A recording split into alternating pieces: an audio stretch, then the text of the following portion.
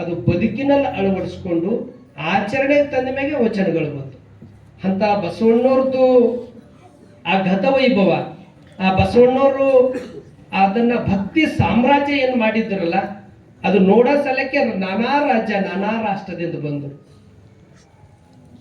ಈ ಸಿದ್ದರಾಮ, ಕರ್ಮಯೋಗಿ ಸಿದ್ದರಾಮ, ಇವರು ಸೋನಾಪುರದಲ್ಲಿ, ಸೋನಾಲಿಂಗಪುರ ಏನದು, ಅದು ಸ್ವರ್ಗ ಅಂತ ಕರಿತಿದ್ರು.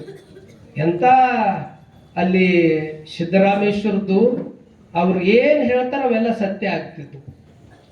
ಅವ್ರು ಏನು ನುಡಿತಾರ ಅವೆಲ್ಲವೂ ರಾಜ ಮಹಾರಾಜ ಸುದಕ್ಕೆ ಅವ್ರ ಮಾತನ್ನ ಪಾಲಿಸ್ತಿದ್ರು.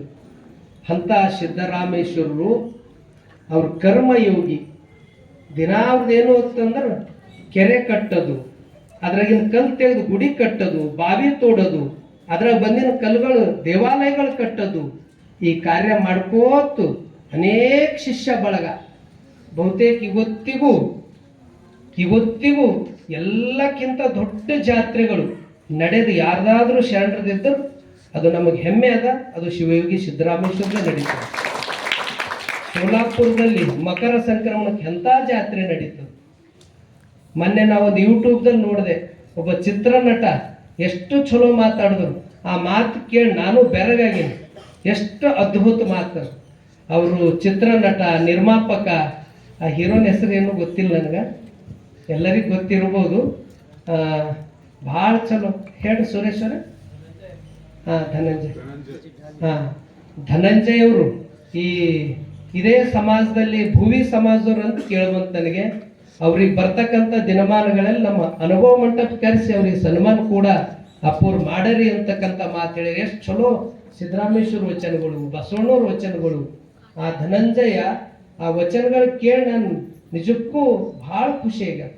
ಅಂದ್ರೆ ಚಿತ್ರನಟ, ನಿರ್ಮಾಪಕರು ಒಂದು ಸಿದ್ದರಾಮೇಶ್ವರ ವಚನ ತಕೋತಾರ ಅಂದಮ್ಯಾಗ ಅದು ಜಾಗತಿಕ ಮಟ್ಟಕ್ಕೆ ಸಿದ್ದರಾಮೇಶ್ವರದ ಎಷ್ಟು ಪ್ರಚಾರದ ಅಂಬದು ಎತ್ತು ತೋರಿಸ್ತದೆ. ಅಂತ ಸಿದ್ದರಾಮೇಶ್ವರ ಭಾಳ ದೊಡ್ಡ ಪ್ರಮಾಣದಲ್ಲಿ ಲಿಂಗಾಯತರಲ್ಲಿ ದೊಡ್ಡ ಜಾತ್ರೆ ನಡೆದು ಅದು ಶಿವಯೋಗಿ ಸಿದ್ದರಾಮೇಶ್ವರ. ಇವತ್ತು ಮಹಾರಾಷ್ಟ್ರದಾಗ ಎಲ್ಲಕ್ಕಿಂತ ಹೆಚ್ಚು ಗೌರವದ ಅಂದ್ರೆ ಅದು ಸಿದ್ದರಾಮೇಶ್ವರದಿಂದ ಅದ. ಅಂತ ಸಿದ್ದರಾಮೇಶ್ವರರು ಆ ಒಂದು ಸೊನ್ನಾಲಿಪುರ ಏನು ಅವ್ರದ್ದು ವೈಭವ, ಅದು ಏನು ಘತ ವೈಭವ, ಅದು ನೋಡ್ಲಕ್ಕೆ ಕಣ್ಣು ಸಾಕಾಗಂಗಿಲ್ಲ. ಅಷ್ಟು ಜನ, ಅಷ್ಟು ವ್ಯವಸ್ಥೆ, ಅಷ್ಟೆಲ್ಲ ರೀತಿಯಿಂದ. ಬಹುತೇಕ 12ನೇ ಶತಮಾನ ಶರಣರಲ್ಲಿ ತನ್ನ ರಾಜ ಮಹಾರಾಣಿ ಸುದಕ್ಕೆ ಯಾರಾದರೂ ಶಿಷ್ಯರಿದ್ದರು ಅಂದ್ರೆ ಅದು ಶಿವಯೋಗಿ ಸಿದ್ದರಾಮೇಶ್ವರದೇ ಶಿಷ್ಯರಿದ್ರು. ಅಂತ ಸಿದ್ದರಾಮೇಶ್ವರರ ಬಗ್ಗೆ ಅವ್ರದೇ ಆದಂಥ ಒಂದು ಜಗತ್ತಿತ್ತು. ಅವ್ರಿಗೆ ಅನುಭವ ಮಂಟಪ, ಬಸವಣ್ಣ ಇದು ಏನೂ ಗೊತ್ತಿದ್ದಿಲ್ಲ. ಅಂತ ಸಂದರ್ಭದಾಗ ಅಲ್ಲಮ್ಮರು ಬರ್ತಾರೆ.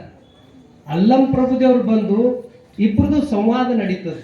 ಈಗ ಅದನ್ನ ಹೇಳೋದಕ್ಕಿಂತನೂ ಇಲ್ಲಿ ನಮ್ಮ ಮಠದ ಮಕ್ಕಳು ಅದು ಒಂದು ರೂಪಕ್ಕೆ ಮಾಡ್ಯಾರ. ಅದು ನೀವು ನೋಡಿದ್ರು ಭಾಳ ರುಚಿ ಇರ್ತದ. ನಾ ಹೇಳೋದಕ್ಕಿಂತನೂ ಅದು ನೋಡೋದೇ ಎಲ್ಲಕ್ಕಿಂತ ಚಲೋ. ಹೀಗಾಗಿ ಅಲ್ಲಮ್ಮರ್ದು ಮತ್ತು ಸಿದ್ದರಾಮೇಶ್ವರರು ಸಂವಾದ ನಡೆದಾಗ ಕೊನೆಗೆ ನೀ ಏನಿಲ್ಲ ಮಾಡಿದಿ ಬಾ ನಿನಗೆ ತೋರಿಸ್ತೀನಿ, ಇನ್ನೊಂದು ಇಂಥ ಗತವೈಭವದ ಅಲ್ಲಿ ಕರ್ಕೊಂಡು ನನ್ನೋಡ್ ಶ್ರೇಷ್ಠ ಯಾರೂ ಇಲ್ಲ ಎಂಬ ಭಾವ ಸಿದ್ದರಾಮೇಶ್ವರದಿರ್ತದೆ.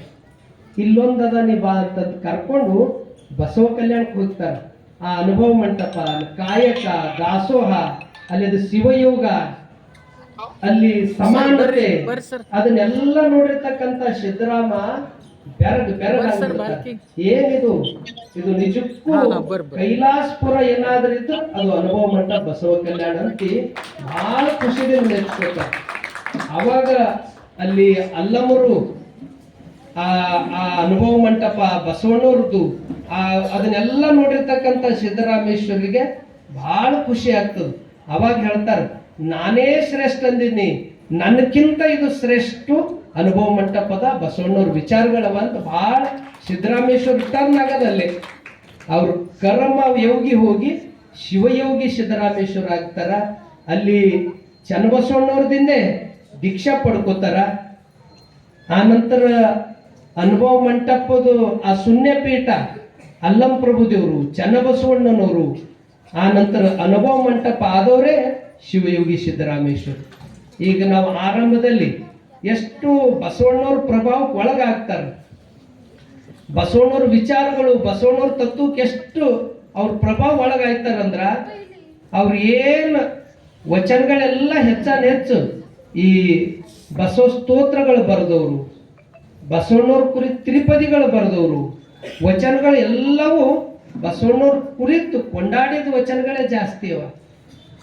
ಪಾವನವಾದೇನು, ಬಸವಣ್ಣವ್ರ ಮೂರ್ತಿ ನೋಡ್ನ ಪಾವನ ಆದೆ ಅಂತಕ್ಕಂಥ ವಚನಗಳು, ಬಸವನ ಮೂರ್ತಿ ಧ್ಯಾನಕ್ಕೆ ಮೂಲ ಅಂತಕ್ಕಂಥದ್ದು. ಏನ್ ನನಗಂದ್ರೆ ಬಸವಣ್ಣವರೇ ಎಲ್ಲ ಅಂತಕ್ಕಂಥದ್ದು.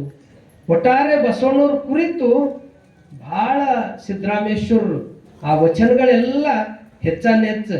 ಈಗ ಆರಂಭದಲ್ಲಿ ನಾವು ಹರಬಸವ ಏನು ಮಾತ್ರ ಇವೆಲ್ಲ ಸಿದ್ದರಾಮೇಶ್ವರ ಪ್ರಾರ್ಥನೆ ಅವರೇ ರಚನೆ ಮಾಡಿರ್ತಕ್ಕಂಥದ್ದು. ಎಲ್ಲವೂ ಆ ಪರಮ ಪೂಜ್ಯರು ವೇದಿಕೆಗೆ ಆಗಮಿಸ್ತಾರೆ. ಎಲ್ಲರೂ ಕುಂತಲ್ಲೇ ಎಲ್ಲರೂ ಚಪ್ಪಾಳೆ ತಟ್ಟಿ ಸ್ವಾಗತ ಕೋರಬೇಕು.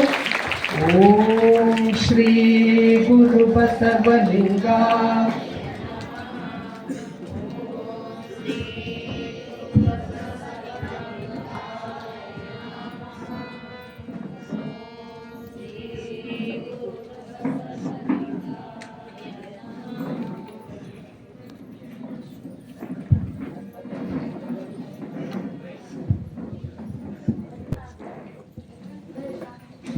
ಸಿದ್ದರಾಮೇಶ್ವರರು ಬಸವಣ್ಣವ್ರ ಬಗ್ಗೆನೇ ಹೆಚ್ಚು ವಚನಗಳು, ಪ್ರಾರ್ಥನೆ, ಪ್ರತಿಯೊಂದು ಬಸವಣ್ಣವ್ರ ಕುರಿತೇ ಹೆಚ್ಚಿನ ಒಂದು ಬಸವಣ್ಣವ್ರ ಪ್ರಭಾವಕ್ಕೆ ಒಳಗಾಗಿ ಬಸವಣ್ಣವ್ರದೇ ಹೆಚ್ಚು ವಚನಗಳನ್ನು ಅವರು ಸಿದ್ದರಾಮೇಶ್ವರರು ರಚನೆ ಮಾಡ್ತಾರೆ.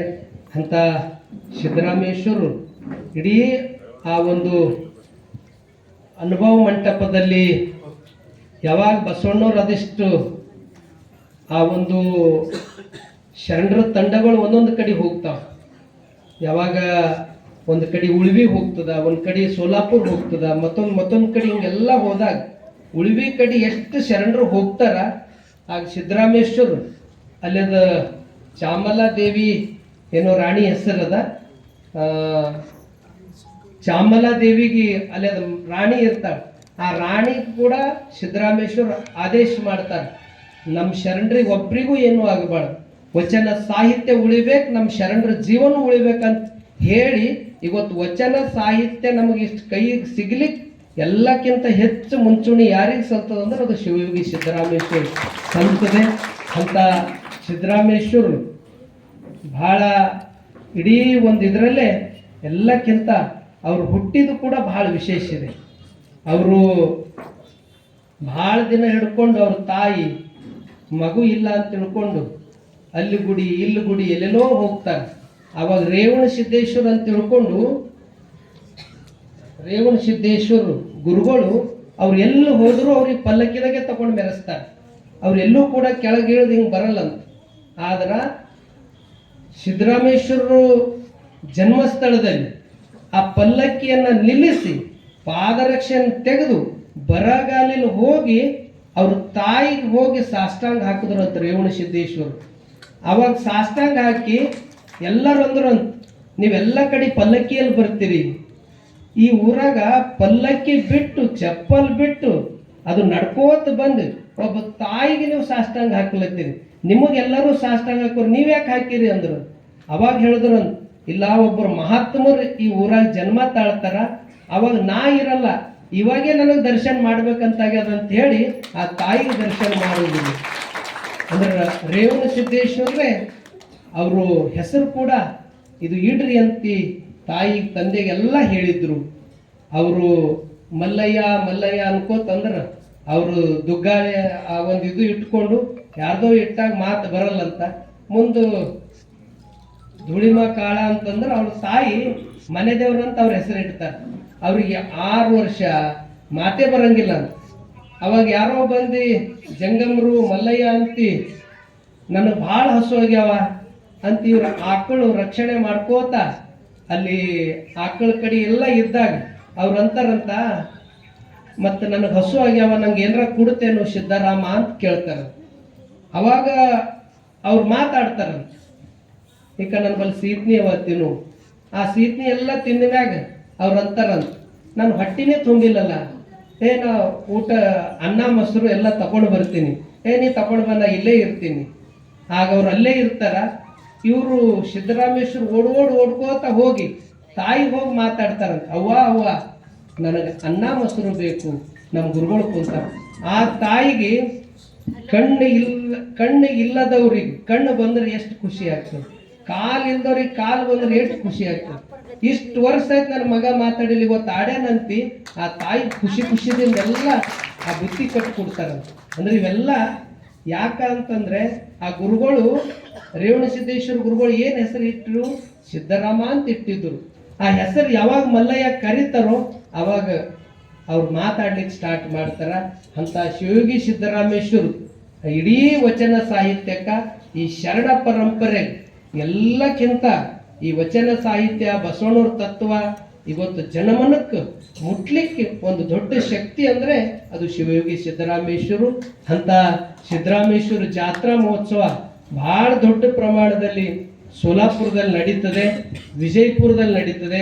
ಕರ್ನಾಟಕ ಸರ್ಕಾರದವ್ರು ಕೂಡ ಎಲ್ಲ ಕಚೇರಿಗಳಲ್ಲಿ ಮಾಡ್ತಾ ಇದ್ದಾರೆ. ಇದೆಲ್ಲ ಸಿದ್ದರಾಮೇಶ್ವರು ಅವ್ರು ಹೇಳ್ತಾರೆ, ಎಲ್ಲರೂ ದೇವ್ರು ಆಗ್ಬೋದು, ಎಲ್ಲರೂ ಮಹಾತ್ಮರಾಗ್ಬೋದು. ಯಾವಾಗಂತಂದ್ರ ವಚನ ಹೇಳ್ತಾರ, ಅಂದ್ರೆ ಒಬ್ಬರ ಮನವನ್ನು ಊಹಿಸಿ ಒಬ್ಬರ ಮನೆಯ ಘಾತವ ಮಾಡಿ ಗಂಗೆಯಲ್ಲಿ ಮುಳುಗಿದಳು ಚಂದ್ರ ಕಳಂಕ ಬಿಡದಂತಾಯಿತಯ್ಯ. ಅದು ಕಾರಣ ಒಬ್ಬರ ಮನವನ್ನು ಊಹಿಸಿ ಒಬ್ಬರ ಮನೆಯ ಘಾತವ ಮಾಡಿ ಗಂಗೆಯಲ್ಲಿ ಮುಳುಗಿದಳು ಚಂದ್ರನ ಕಳಂಕ ಬಿಡದಂತಾಯಿತಯ್ಯ. ಆ ಒಂದು ಈ ವಚನದ ತಾತ್ಪರ್ಯ ಇಲ್ಲಿ ಸಿದ್ದರಾಮೇಶ್ವರ್ ಏನ್ ಹೇಳ್ತಾರಂದ್ರೆ, ಮತ್ತೊಬ್ಬರು ಮನಸ್ಸು ನೋಯಿಸೋದಾಗ್ಲಿ, ಮತ್ತೊಬ್ಬರು ಮನಿ ಒಡೆಯೋದಾಗ್ಲಿ, ಇದು ಯಾರು ಮಾಡಲು ಅವರು ಶರಣರ ಸಮಾನ, ಮಹಾತ್ಮರ ಸಮಾನ ಆಗ್ಬೋದನ್ನೋದೇ ಈ ವಚನದ ಸಂದೇಶ ಇದೆ. ಇಂಥ ವಚನವನ್ನ ನಮಗೆ ಸಿದ್ದರಾಮೇಶ್ವರು ಎಲ್ಲರೂ ಪ್ರೇಮ ಪ್ರೀತಿ ಸಾಮರಸ್ಯದಿಂದ ಬದುಕಬೇಕನ್ನೋದೇ ಈ ವಚನದ ಸಂದೇಶ ಇದೆ.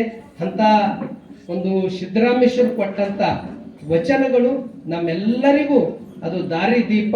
ಅಂತ ಸಿದ್ದರಾಮೇಶ್ವರ್ ನಿಜಕ್ಕೂ ಬಸವಣ್ಣವ್ರ ಬಗ್ಗೆ ಎಲ್ಲಕ್ಕಿಂತ ಹೆಚ್ಚು ಸ್ತುತಿಗಳನ್ನ ಮಾಡಿ ವಚನಗಳನ್ನ ಬರೆದಿದ್ದವರು, ನಮಗೆ ಕೊಟ್ಟಿದ್ದವರು ಶಿವಯೋಗಿ ಸಿದ್ದರಾಮೇಶ್ವರು. ಪ್ರತಿ ವರ್ಷ ಇಲ್ಲಿ ಸಿದ್ದರಾಮೇಶ್ವರ ಜಯಂತಿ ನಡೀತದೆ.